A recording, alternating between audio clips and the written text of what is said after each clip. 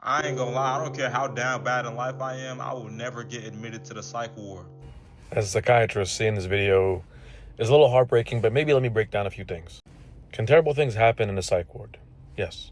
Can terrible things happen in any hospital, any medical facility? Yeah. And there's a sad statement that we sometimes come across in healthcare, which is your zip code will tell you more about your health than your genetic code. Where you go for care, unfortunately, makes a big difference. It's going to be a very different experience if you're one place that the zip code happens to be with more resources versus a place where it doesn't. That's the first thing. The second thing is that there are different kinds of psych wards. There's a kind of psych ward where everybody in there is in there against their will, and they maybe happen to be struggling with what we call serious and persistent mental illness. These are things like schizophrenia or bipolar disorder, where a person may not know what they're doing, or they may have a break with reality. So they're more likely to maybe do something that is unpredictable, or something that you may not really see coming. However, there's a different kind of psych ward where folks are in there voluntarily, or they're not committed to the hospital against their will.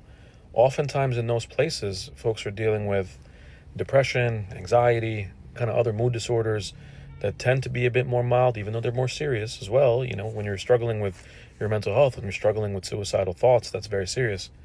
But it's a very different experience than if you're dealing with psychotic symptoms where your senses are playing tricks on you. You're hearing a voice that's not there. You're seeing something no one else can see. You're smelling things no one else can smell, etc. But fam, I got to tell you this. At the end of the day, if you're struggling with mental health, staying away from the psych ward, which is a place that can ultimately save your life, and it's only supposed to be there for that reason. It's a last resort. It's a place where you come to a place now where you might harm yourself, you might harm somebody else. It's a life-saving situation. People have come out of there and gotten their lives back. In the same way that nobody wants to just go into rehab for fun.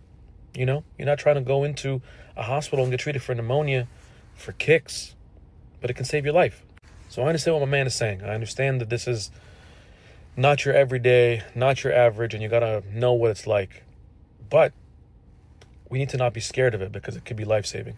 And it helps maybe before a crisis happens, if I'm somebody who's struggling with mental health, what's around me? What hospitals are around me? What options do I have so I can be prepared if I need to seek out that kind of care? Where do I go? What's it going to be like? How do I prepare? You know, this is sort of like having a fire drill. Don't wait for the fire to figure out your exit plan. Have an advance. This is what we call a crisis plan too. When things are looking okay, but I'm worried about the future, that's the place to prepare, not for the moment where I'm in crisis.